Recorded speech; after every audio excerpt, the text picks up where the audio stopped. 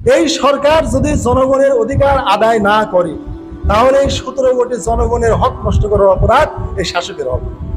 এই জন্য আল্লাহ রাসূল বলেছেন, আলা কুল্লুকুম রাইন ওয়া কুল্লুকুম মাসউলুন আন রাইয়াতি, তোমরা প্রত্যেকে দায়িত্বশীল, এই দায়িত্বের ব্যাপারে তোমাদেরকে আমাদের প্রশ্ন করা হবে।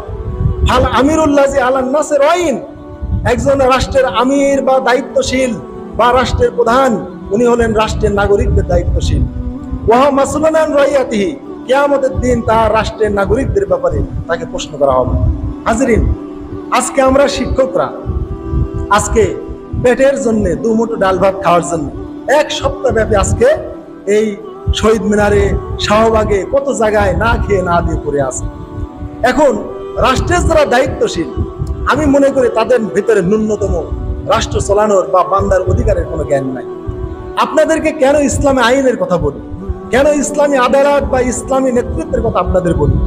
এদের ভিতরে যদি আল্লাহর কোরআনের, নবীর সুন্নাতের ন্যূনতম জ্ঞান এই ডক্টর ইউনূসের, এই শিক্ষা উপদেষ্টার, এদের যদি থাকতো, তাহলে এই মানব করার কারিগর এই শিক্ষকদেরকে আজ এক সপ্তাহ ধরে না খেয়ে না দে, পেশাব ফেরার জায়গা নাই, পায়খানা করার জায়গা নাই, খাদ্যের কষ্ট, কত কষ্টে তারা এই পাকা মেঝের উপরে ধুলাবালির মধ্যে গড়াগড়ি দিয়ে আজ একটা সপ্তাহ তারা ঢাকায় অবস্থান করছে।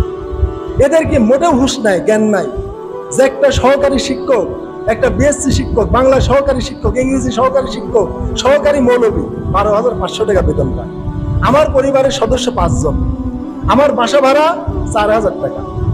আপনাদের এলাকায় যে বাসা আছে আমাকে 4,000-এর নিচে দিবেন? 4,000 টাকা আমার বাসা ভাড়া, আমার 5টা সদস্যের খাতে কয় হাজার টাকা, আমার জামা কাপড় আছে, আমার চিকিৎসা আছে, তাহলে 12,500 টাকা দিয়ে আমি পরিবার কিভাবে চলাবো? তাহলে এই রাষ্ট্রের নিয়ন্ত্রণে বর্তমান শিক্ষা উপদেষ্টা কত অযোগ্য লোক দেখেন, এর ন্যূনতম জ্ঞানটুকু নাই যে 12,500 টাকা দিয়ে একটা শিক্ষক কিভাবে চলে। বাংলাদেশের সবচাইতে স্বল্প আয়ের লোক হচ্ছে শিক্ষক।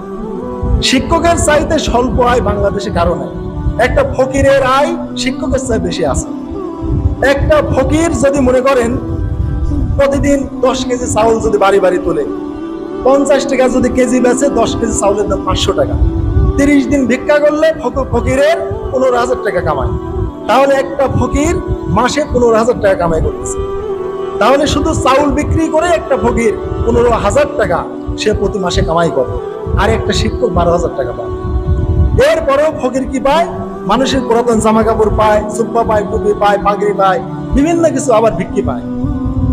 তাহলে এই ফকির কত ইহসান পায়, কিন্তু একটা শিক্ষক একটা ফকিরের মতো তার মর্যাদা সমাজে নাই, যে মাত্র 12,500 টাকা দিয়ে একটা শিক্ষক কিভাবে চলে। তাই আমি এই আন্দোলন যারা করছে শিক্ষকদের বলবো যে ভাই, আল্লাহর পক্ষ থেকে বাজেটটা চেয়ে নিতে হবে। কালকে আন্দোলনে অনেক অশ্লীল কথা অনেকে বলে ফেলেছেন, আবেগ তো, আবেগ চেক দেওয়া যায় না। আমি শেষে একটা কথা বলতেছিলাম, কিন্তু আমার আর সুযোগ হলো না, যে আমরা আন্দোলনের জন্য ঢাকায় 1 সপ্তাহ ধরে আছি, ফায়সালা হচ্ছে না। আমি যেটা মনে করি আল্লাহর তরফ থেকে ফায়সালা নাই, এই জন্য আল্লাহর কাছে আগে চাইতে হবে। ওয়ালা ইয়ারুদ্দুল কাযা ইল্লা দুআ, আল্লাহর কাছে দোয়া বা প্রার্থনা ছাড়া কখনোই প্রয়োজন মিটবে না। এই জন্য শিক্ষক ভাইদেরকে আমি মেসেজ দিই, প্রার্থনা আগে আল্লাহর কাছে করেন। ইয়্যাকা না'বুদু ওয়া ইয়্যাকা নাস্তাইন, আল্লাহর ইবাদত করে শুধু তার কাছেই আগে সাহায্য প্রার্থনা করেন। আল্লাহর কাছে সাহায্য চেয়ে তারপরে সরকারের কাছে চান। আল্লাহর বাজেট যদি আপনার আমার জন্য না থাকে, তাহলে এই আন্দোলন করে জীবন যাবে, সময় যাবে, স্কুল বন্ধ থাকবে, ছাত্রদের অধিকার নষ্ট হবে, এর দ্বারা কোনো কিছু হবে না। এজন্য আমি মনে করি ওয়া ইয়্যাকা নাস্তাইন, শুধু আল্লাহরই কাছে সাহায্য চেয়ে তারপরে শিক্ষা উপদেষ্টার কাছে বা সরকারের কাছে আবেদন পেশ করতে হবে। এজন্য প্রত্যেক শিক্ষকের দায়িত্ব, আজকে জুমার দিন 2 দিন তারা অনশন করবে, না খেয়ে থাকা। এই সুবিশাল দিন 12-13 ঘন্টা, 2টা দিন যদি কোনো মানুষ যদি না খেয়ে থাকে, তার কি অবস্থা হতে পারে? তা আমি মনে করি শিক্ষকদের দায়িত্ব হলো 2 রাকাত সালাতুল হাজতের নামাজ পড়া।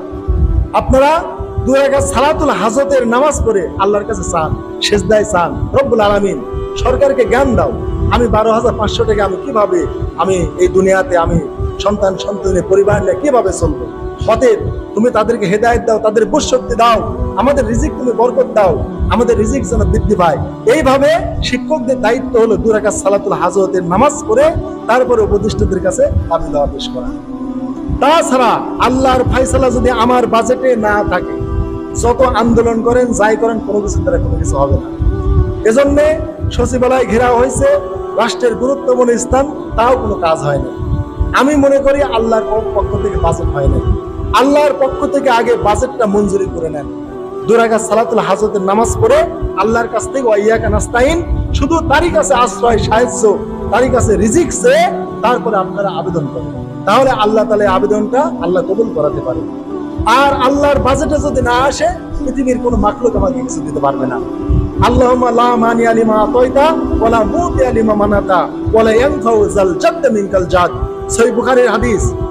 আল্লাহ রাসূল প্রত্যেক ফরজ সালাতের পর এই দোয়াটা পাঠ করতেন। আল্লাহ, তুমি যা দিবে তা কেউ ঠেকাতে পারবে না, আর তুমি যা ঠেকিয়ে দিবে তা কেউ দিতে পারবে না, আর তোমার সাহায্য ছাড়া কোনো প্রতাপশালী আমার কিছু করতে পারবে না। অতএব আমরা মনে করছি শিক্ষা উপদেষ্টার কাছে আবেদন করলেই, প্রধান উপদেষ্টার কাছে আবেদন করলেই আমার আবেদন মঞ্জুর হয়ে যাবে, না। আল্লাহুম্মা লা মানিয়া লিমা আতাইতা ওয়ালা মুতিয়া লিমা মানাতা। আল্লাহ দিলে কেউ ঠেকাতে পারবে না, আর আল্লাহ ঠেকায় দিলে কেউ দিতে পারবে না। ওয়ালা ইয়ানফাউ যাল জাদ্দ মিনকাল জাদ। ওয়ালা ইয়ানফাউ, কেউ আপনার কোনো উপকার করতে পারবে না। যাল জাদ্দ মিনকাল জাদ, সে যত বড় প্রতাপশালী হোক, ক্ষমতাধর হোক, রাষ্ট্রপতি হোক, প্রধানমন্ত্রী হোক, কেউ আপনার মোটেও নাফি বা উপকার করতে পারবে না আল্লাহ তাআলার সাহায্য ছাড়া। অতএব শুধু রাজপথে থাকলে হবে না, 2 রাকাত সালাতুল হাজতের নামাজ পড়ে আল্লাহর কাছে কেঁদে তারপরে প্রধান উপদেষ্টার কাছে যান, শিক্ষা উপদেষ্টার কাছে যান। অতএব হাজিরিন, আমি মনে করি বাংলাদেশের যত শিক্ষক আছে, কি সরকারি কি বেসরকারি, সবার দায়িত্ব হলো এই বেসরকারি এমপিভুক্ত শিক্ষকদের সাথে একাত্মতা প্রকাশ করা। আজকে একই সিলেবাস, একই বই পড়িয়ে সরকারি কলেজে, সরকারি মাদ্রাসা, সরকারি স্কুলের শিক্ষকেরা কত বেতন পায়, আর আমরা যারা এমপিভুক্ত শিক্ষক আমরা তাদের অর্ধেক পাই। একই বই, একই সময়, একই সিলেবাস পড়ি। এমনও আছে কিছু কিছু বেসরকারি মাদ্রাসা, তারপরে কলেজ, হাই স্কুল, সরকারি কলেজ হাই স্কুলের সাথে তাদের মান ভালো, তাদের রেজাল্ট মান সব দিক দিয়ে ভালো, কিন্তু তাদের রিজিকটা একেবারে সংকীর্ণ। অতএব আমিও শিক্ষা উপদেষ্টা, প্রধান উপদেষ্টা সবার কাছে আমার আবেদন যে আপনারা অধিকারটা আদায় করেন, যে একটা শিক্ষকের কত টাকা দিলে একটা শিক্ষক সে মানে সহিভাবে ঠিকভাবে শিক্ষার্থীদের শিক্ষা দিতে পারে। এই জন্য অর্থ উপদেষ্টা বলেছেন এই 12,000 সামথিং টাকায় একটা শিক্ষক কি পড়াবে আর কিভাবে তার পরিবার চলবে। অতএব ওনার একটু বুঝ আল্লাহ দিয়েছেন, কিন্তু এই বুঝটা শিক্ষা উপদেষ্টা নিচ্ছে না। অতএব আমি মনে করি এই জাহেলেরা, ইসলামী লাইনে অজ্ঞ, এই শিক্ষকদের অধিকার নষ্ট করলে, তাদের রিজিকের সংকট হলে তাদের যে কত বড় গুনাহ হবে, এই জ্ঞানটুকু এই উপদেষ্টাদের নাই।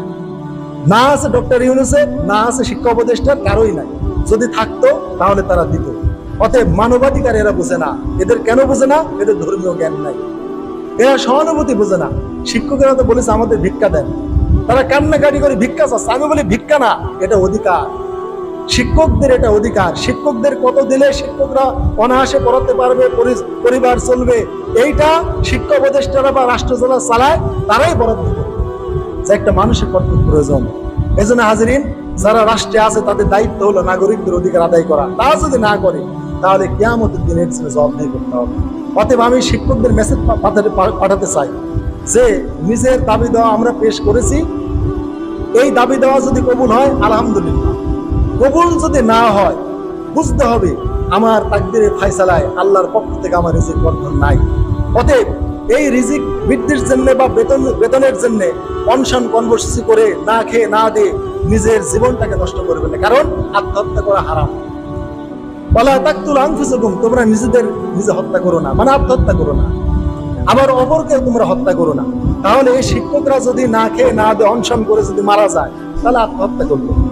আবার এই আত্মহত্যা করার জন্য সরকার প্ররোচিত করলো, কারণ সরকার যদি তার দাবিদা মেনে নিত আত্মহত্যা করতো না। তাহলে শিক্ষকরা প্রায় 6 লক্ষ শিক্ষক 2 লক্ষের মধ্যে ঢাকায় চলে গেছে।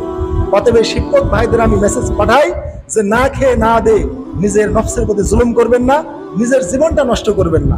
অতএব হক আদায়ের জন্য আমরা দাবি দেওয়া পেশ করেছি, কবুল হলে আলহামদুলিল্লাহ, না হলে আপনারা নির্দিষ্ট সময়ের পর অবশ্যই চলে আসবেন। নিজের জীবনটা বিপন্ন করবেন না। এই জীবনের অনেক বড় দাম।